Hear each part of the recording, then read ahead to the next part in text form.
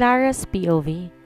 Sa ikatlong araw ng balik niya sa bansa, sinamahan siya ni Alicia na bumisita sa bayan nila. Ang bahay ng lola niya ay nabawi nila sa bangko, pero wala nakatira doon sa loob na ilang taon. Ang anak ni Aling Miding kasi pinag-aral nila sa Maynila at doon na nagtatrabaho. May pumupunta sa bahay nila para maglinis isang beses isang linggo. Wala naman kasi silang kamag-anak na pwede nilang patirahin muna sa bahay habang wala sila dahil may sariling bahay din ng mga ito. Ang iba na may nasa Maynila kagaya ng ate Ivy niya. Dumiretso sila ng bahay. Gusto niyang maiyak na makita ang bahay na iyon. Ang dami niyang magagandang alaala doon. Bigla pa siya napatakbo na makita ang lumang bike. Doon na talaga siya naiyak habang maingat na hinawakan iyon. Para bang kahapon lamang nang huli niyang sinakyan iyon? Bigla'y nakita niyang eksena kung saan napasubsob ang mukha niya sa ebak ng kalabaw nang matumba ang bike. Napatawa siya na maalala iyon. Nawala rin naman kaagad ang ngiti niya na makita ang mukha ng batang version ng lalaking iniwasan niyang maisip sa loob ng 6 na taon. Hoy, kala mo hindi ko nakita yon? Para ka pa rin palang sira hanggang ngayon. Saka lang niya naalala na sa tabi lang pala si Alicia. Ngumiti siya at saka hinawakan ng kamay ng kaibigan para sabay nilang pasukin ang bahay. Pagbukas niya biglang may taong bumati sa loob. Welcome back, Clara. Hindi makapaniwalang inilibot niya ang tingin sa mga iyon. Halos lahat ng kapitbahay nila at mga tao sa bayan ang masayang naghihintay sa kanya na may kanya-kanyang bitbit na pagkain. Napatingin siya kay Alicia na nakangiti. Sigurado siyang ito ang may pakanan ng mga pasurpresang iyon sa kanya. Niyakap niyang kaibigan habang naiiyak na. Salamat. Mahinang sambit niya at saka kumalas din agad sa pagkakayakap dito para lapitan naman isa-isa ang mga hindi inaasahang bisita. Niyakap din niya ang mga ito. Pero hindi makapaniwalang papuri ang narinig niya. Manghang-mangha din ang mga iyon sa pagbabago ng kanyang itsura. Masayang masaya siya sa salo-salo nilang iyon. Nag-video call siya sa lola niya. Masyadong maaga pa sa London pero gising na rin naman ang lola niya kapag ganong oras. Naiiyak din ang lola niya habang kausap ang mga kababayan nila sa video. Tanging si Alicia lang may alam tungkol sa ina niyang si Diana. Ang alam ng iba na kapag trabaho siya sa London. Tinulungan pa nga siya maghakot ng gamit ni Harold, ang lalaking lumapit sa kanya dati na nagtatrabaho sa kumpanya ng mama niya. Actually, malapit na rin siya sa lalaki ngayon. Kung wala lang ito sa Singapore, sigurado, kasama rin tong sumundo sa kanya sa airport. Hindi magkamayaw ang kwentuhan nila. Mas lamang ang mga tanong na ibinabato ng mga ito sa kanya. Nako, Clara, tama bang nasagap namin balita na model ka na raw sa London? Napatawa siya sa narinig. Kung may tuturing ang pagmomodel na ang ginawa niyang pictorials para sa sariling design na isa sa mga projects niya sa school doon. Hindi ka nga namin nakilala kaagad. Ang ganda-ganda mo na. Tsaka bakit di mo pala kasama yung boyfriend mo? Bigla siyang nasamid sa tanong na iyon. Boyfriend ho? Sabi kasi nitong si Lydia dati, may nakita raw siyang sumundo sa'yo at tumulong sa pagkuha ng mga gamit mo. Gwapo raw at talatang mayaman. Diba, Lydia? Sabi mo pa nga na baka yung boyfriend niyang kasama niya sa London. Bumaling pa ito sa isang bilugang babae na tinatawag itong Lydia. Hindi na siya nagtaka dahil kilala ang babae sa pagiging tsismosa nito. Bakit? Hindi mo ba yung boyfriend? Ah, baka yung lalaki nagtanong sa akin dati ang boyfriend mo. Pero hala, sinabi ko pa naman sa lalaking iyon na sinundo ka na ng boyfriend mo at dadalhin ka sa ibang bansa. Baka kako doon na kayo magpapakasal. Sinong isang lalaki po? Naguguluhang tanong ni Clara. Kahit kailan talaga hindi magpapapigil ang bibig ni Aling Lydia. Nakita ko siya ng birthday ng lolo mo eh. Ay oo nga, boss mo pala yun. Mabuti na lang kasi kung nagkataon na boyfriend mo yun, baka naghiwalay pa kayo dahil sa pinagsasabi ko. Parang nabunutan ng tinik na sabi nito. Si Adrian, pinuntahan siya doon? Nako Lydia, tigil-tigilan mo na kasi yung pag-iimbento ng kwento. Huwag ka na lang magsalita kung di ka naman sigurado. Sabat ng mas matandang babae. Nahihiyang umiti lang si Aling Lydia na tumingin sa kanya.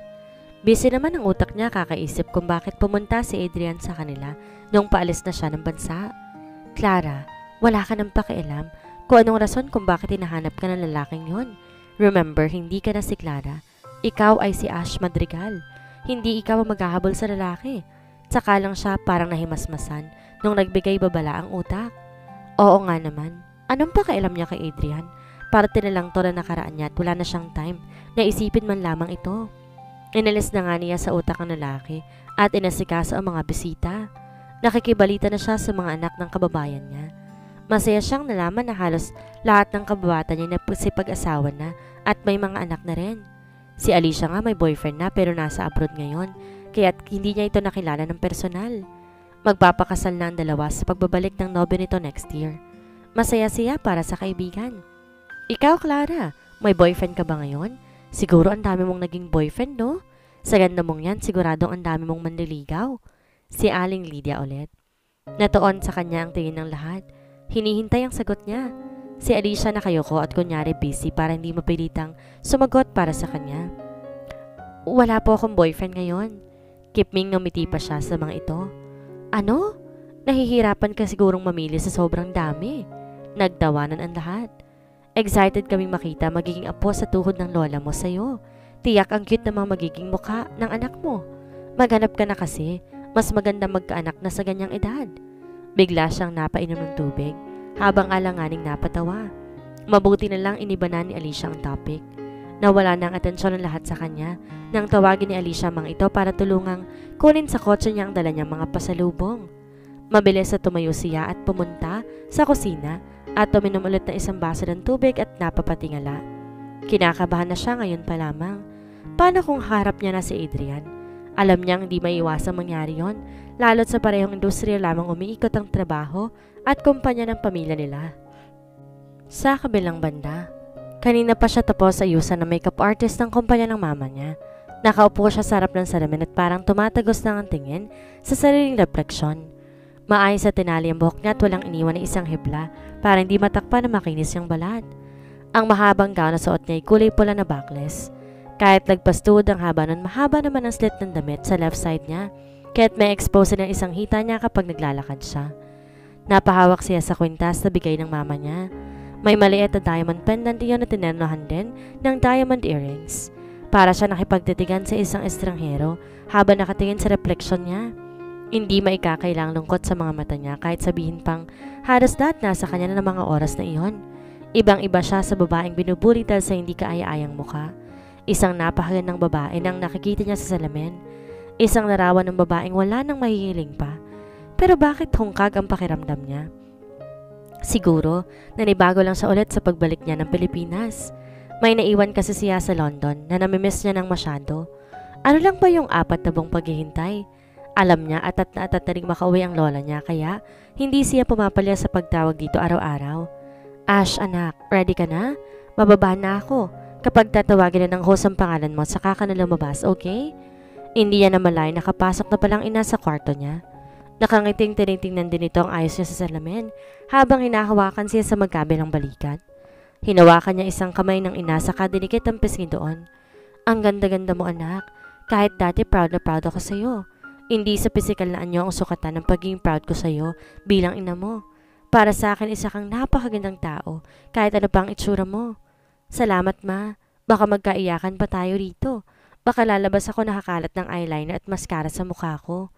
Pilit niyang pinipigilan maging emosyonal masyado dahil baka nga mag-iyakan na lang silang mag-ina sa loob.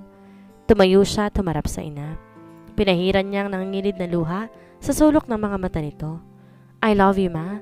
Salamat at nandito ka na ulit sa tabi ko. Wala na ako ni kahit konting hinanakit sa'yo. Ang tayong nararamdaman ko na lamang ay ang pagmamahal para sa'yo. Mahigpit na niyakap niya ito pagkatapos. Inayos muna ang sarili bago ito lumabas. By the way, kakarating lang ni Harold at naghihintay na siya sa baba.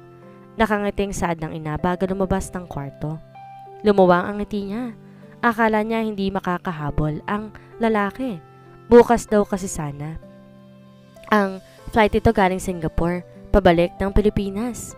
Nagawan nga lang talaga nito ng paraan para makauwi ito ng araw na iyon. Napatingin siya sa oras at nakita niya, pasado 7:00 na ng gabi. Ilang araw din naging busy ang ina sa pag-aayos ng bahay, bagong party para sa kanya. Gusto niyang tumulong pero pinigilan siya nito. Gusto raw nitong ito na mag-asikaso ng lahat. Pinadalhan niya ng imbitasyon si Camille pero nasa Paris ito kasama ang fiancé ng kaibigan. Si Kyra naman matagal na pala nagtatrabaho sa ibang bansa. Si Alicia hindi maiwan-iwan ang inang may sakit. Ang ama nito'y nakadestino sa ibang lugar at bukas pa makakauwi. Alam niya ang mga bisita nila ay mga kliyente ng mama niya at iba pang mga kakilala at prominenteng tao sa advertising business. Inimbitahan kaya ng mama niya ang mga deluka? Bigla siyang natigilan dahil ngayon lang din pumasok sa isip ang tanong na iyon. Iniiwasan na niyang makibalita sa Dynasty Agency mula na lumipad siya ng London.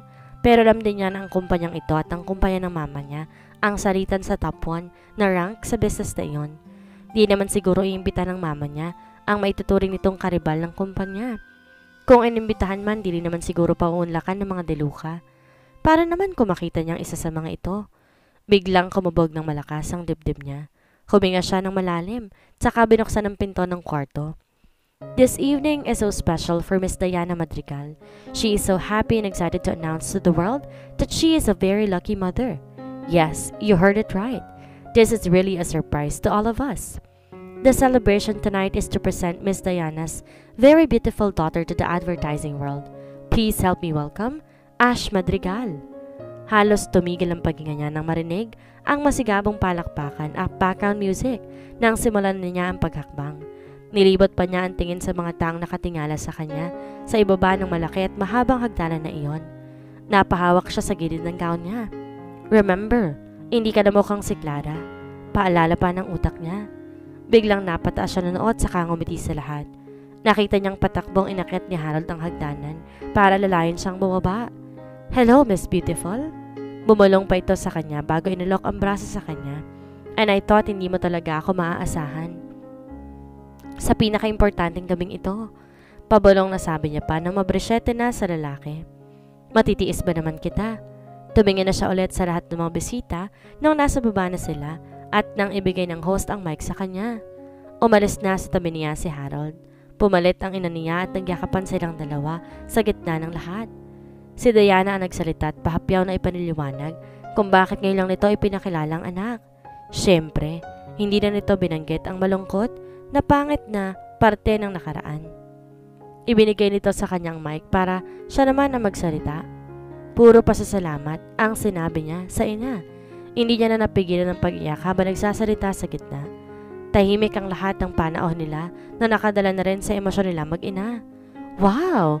That was really intense drama. Naiyak din ba kayo? Ako rin, kailangan ko ng tissue.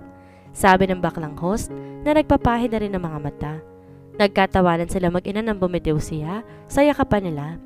Nang bumaba sila ng munting stage na iyon, inakay siya ng ina para ipakilala sa mga business clients nito isa-isa. Panay ang ngiti niya sa mga ito. Hindi rin maiwasang matukso siya sa ibang batang businessman, lalo pat nalaman nila na single siya. Ilang calling cards at business cards na ba ang kuyom-kuyom ng mga palad niya? Tinatanggap na lang kasi ang mga cards na inaabot sa kanya kahit na hindi niya na natatandaan kung sino ang mga yon. Halos lahat naman ng mga namigay sa kanya ay mga lalaking nagpapahiwatig ng interes sa kanya. Mabuti na lamang at nagsimula na mag-serve ng pagkain ang mga waiters sa mesa ng mga panauhin. Nakahanap siya ng pagkakataon na maipahinga ang mga paa. Kanina pa kasi sila umiikot ng ina para ipakilala siya rito ng personal. Namamangha nga siya sa ina dahil parang wala itong kapaguran. Umalis to saglit para salubungin ang mga bagong dating na magpaalam siyang uupo muna sandali. Napayoko siya habang hinahawakan ng binti.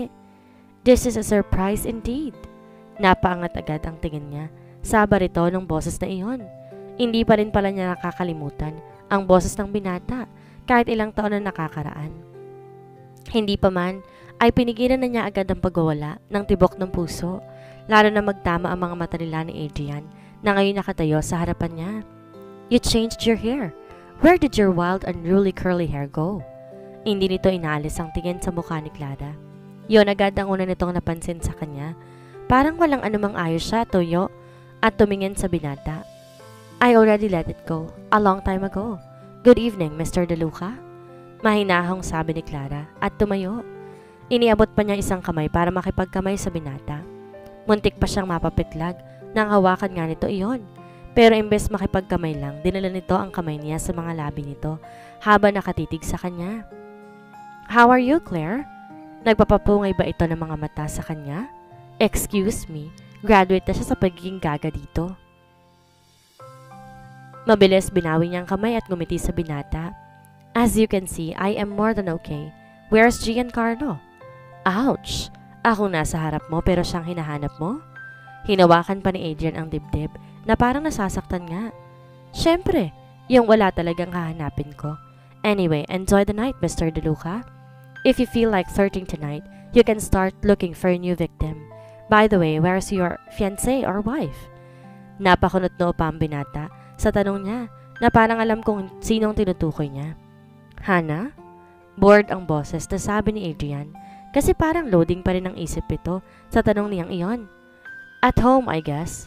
Her home, Claire? Maikling sagot ng binata. Her home?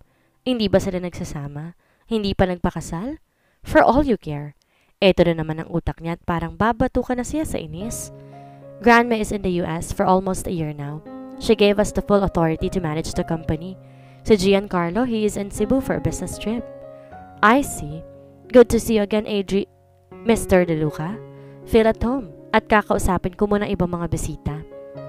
I don't want to think the spy ka ng mama mo nung nagtatrabaho ka sa amin.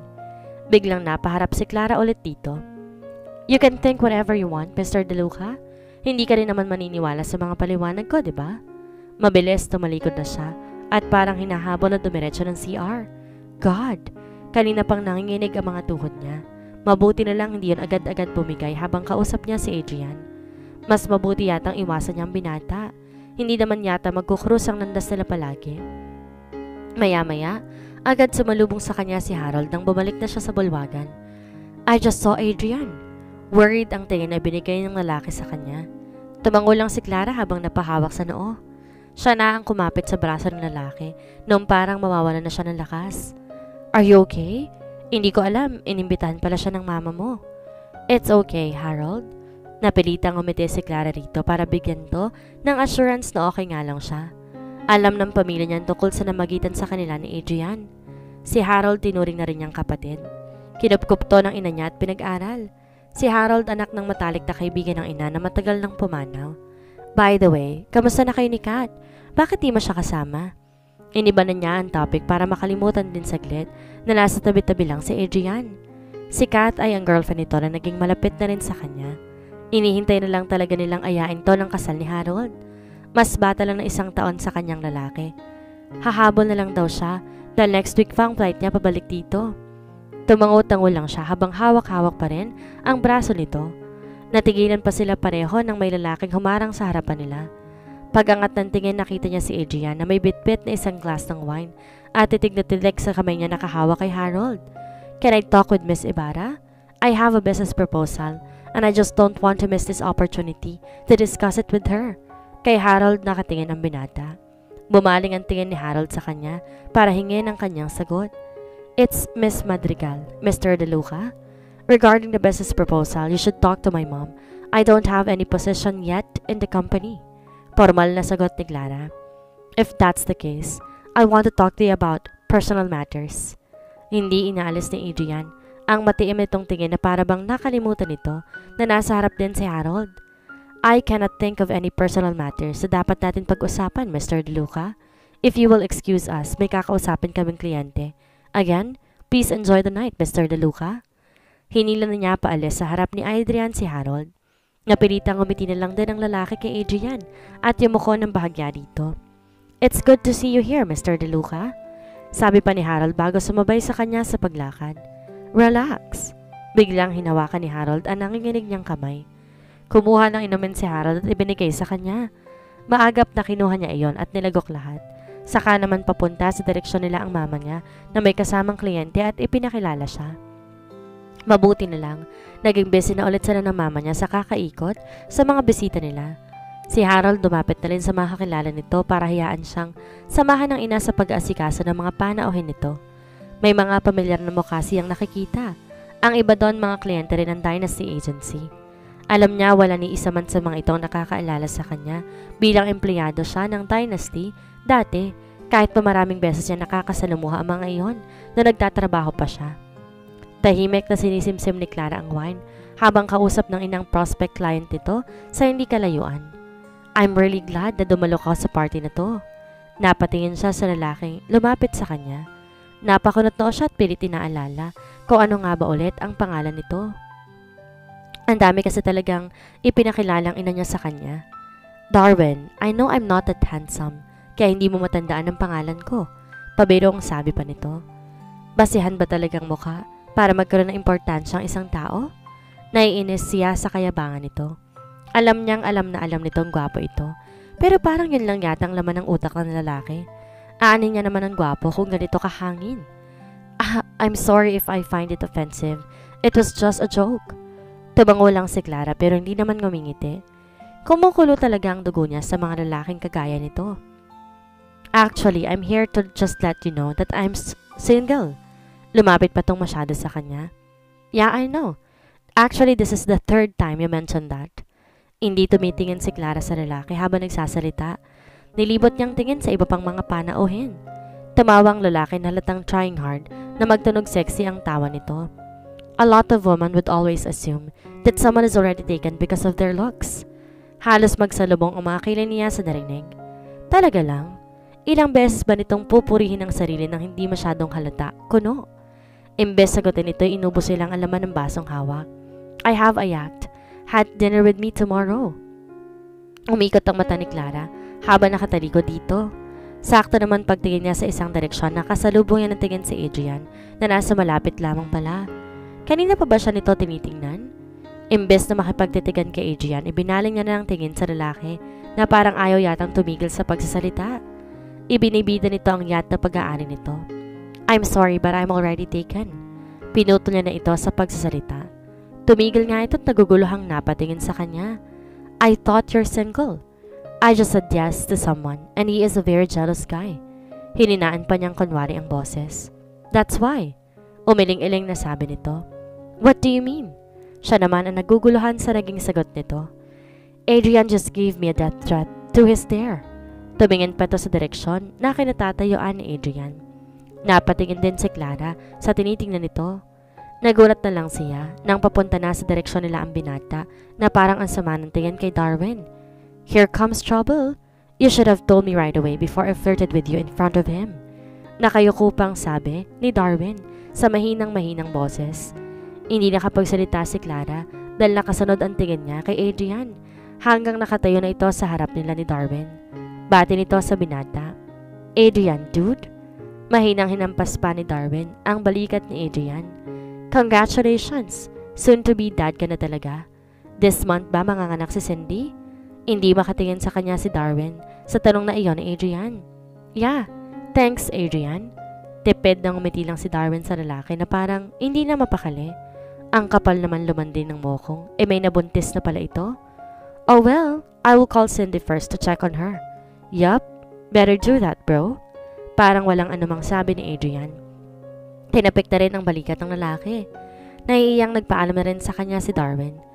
I just save you from one of your kind? Putol ni Clara sa sasabihin sana nito. What? That's below the belt. I will never flirt with anyone habang may naghihintay sa aking buntis sa bahay. Hindi nito matanggap ang ini-imply niya. Thanks to whoever invented protections. Sarcastic na sabi ni Clara at saka ito tinalikuran. Hinawakan itong braso niya para pigilan siya sa pag-alis. I really want us to talk, Claire. Seryoso ng mukha nito. Again, if it's about your proposal, it's about us. Hindi rin naman ito inaalis ang nanonood nitong mga titig. Humarap siya sa binata habang pasimpleng inaalis ang kamay nitong nakahawak sa kanya. Then there's nothing to talk about. Matigas sa sabi ni Clara, tsaka tinalikuran to bago siya pigilang muli. Ano ang gagawin ni Clara? Sa muli nilang pagkikita ni Adrian, manumbalik pa kaya ang pagmamahal niya para dito? Yan po ang ating aabangan sa susunod na kabanata.